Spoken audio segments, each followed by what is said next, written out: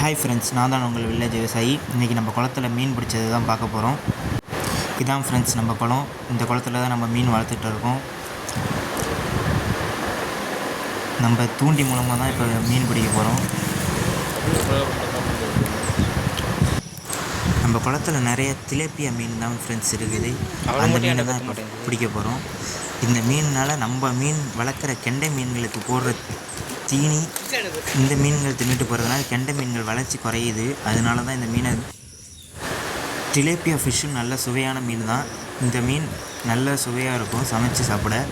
ஆனால் நம்ம வளர்க்குற கெண்டைக்கு போடுற உணவு எல்லாம் இந்த மீன்கள் தின்னு இந்த மீன்கள் வளருது. கெண்டையோட வளர்ச்சி சுத்தமாக குறைஞ்சிடுது. நம்ம குளத்தில் ரோகு, மிருகால், கட்லா, வவ்வால் எல்லா மீனும் கலந்து வளர்க்குறோம்.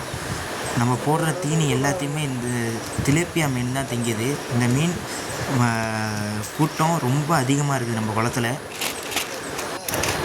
இந்த மீன்களால் நம்ம வளர்க்குற மீன்கள் ரொம்பவும் பாதிக்குது.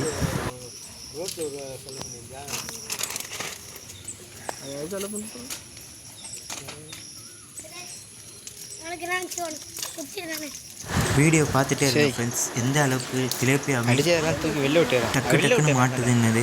இந்த திலேப்பியா ஃபிஷ் தான் நம்ம குளம் ஃபுல்லாக இருக்குது. நிறைய கூட்டமாக மேயுதுங்க. அதுவும் நல்ல சைஸாக வேறு வளர்ந்துருக்கு நம்ம போடுற தீனினால். பாருங்கள் ஃப்ரெண்ட்ஸ், நம்ம தூண்டியை போட்டாலே உடனே மாட்டிக்கிட்டு இருக்கு.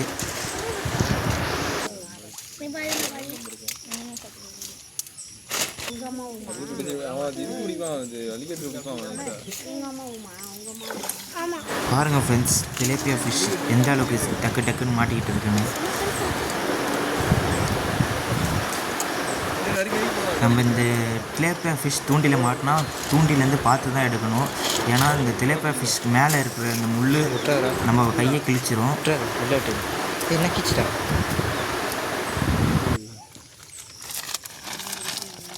பாருங்கள் ஃப்ரெண்ட்ஸ், அதுக்குள்ளே எவ்வளோ திலேப்பியா ஃபிஷ் மாட்டியிருக்குன்னு. எல்லா ஃபிஷ்ஷுமே சைஸாக இருக்கிறது தான். நாங்கள் சின்ன திலேப்பியா ஃபிஷ்ஷெலாம் திருப்பி குளத்துலேயே விட்டுட்டோம். நல்லா கொஞ்சம் சைஸாக உள்ள ஃபிஷ்ஷை தான் பிடிச்சி வீட்டுக்கு எடுத்துகிட்டு வந்தோம்.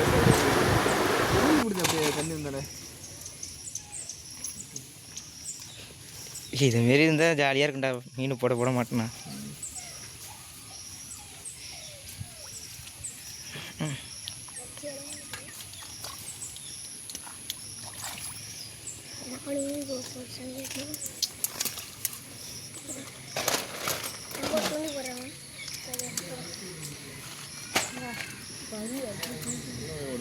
பருவ பிடிச்சாச்சு அவனுக்கு கொடுக்கலாம்டா தீனிக்கு. அது நறுக்கி போடுறா, அதெல்லாம் கருகி போடுறானா அதே திங்குது.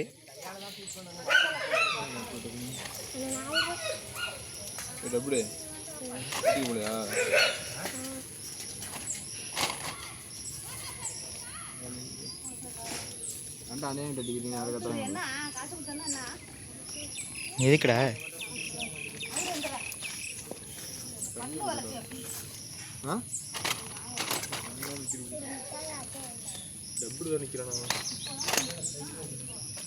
யாரா டப்புடுனா?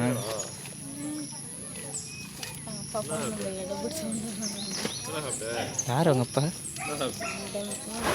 பாருங்கள் ஃப்ரெண்ட்ஸ், திலேப்பியா ஃபிஷ் எப்படி மாட்டுதுன்னு. இந்த திலேப்பியா ஃபிஷ்ஷில் ஒரு நல்லது என்னென்னா, நம்ம மீன் விற்கிறப்ப எடை குறைவாக இருந்தால் இந்த ஃபிஷ்ஷை போடுறப்ப 1/4 கிலோ 100 கிராம் 200 கிராம் கொஞ்சம் கரெக்டாகும். இந்த ஒரு விஷயத்துக்கு தான் போகுது.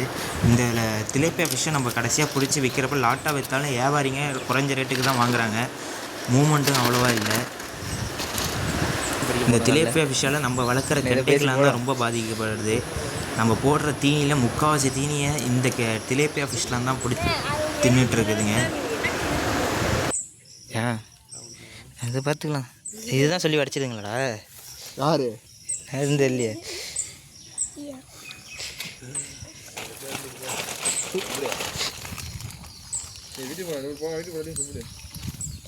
அப்பா கூப்பிட்றாங்க கூட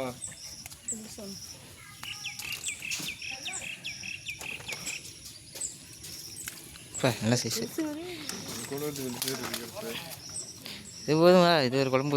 இது நம்ம வளர்ப்பு குளமாக இருக்கிறது. மீன்கள்லாம் டக்குன்னு மாட்டுது, சீக்கிரமாக மாட்டிக்கிட்டு இருக்குது. இதே நம்ம ஆற்றுலலாம் போட்டால் இவ்வளோ சீக்கிரம் மாட்டாது. என்னது பாருங்கள் ஃப்ரெண்ட்ஸ், டிலேப்பியாஸ் மீன் சைஸு. Thank you friends. வில்லேஜ் விவசாயி சேனல் லைக் பண்ணுங்கள், சப்ஸ்கிரைப் பண்ணுங்கள், மறக்காமல் சப்போர்ட் பண்ணுங்கள், பெல் ஐக்கானை கிளிக் பண்ணுங்கள்.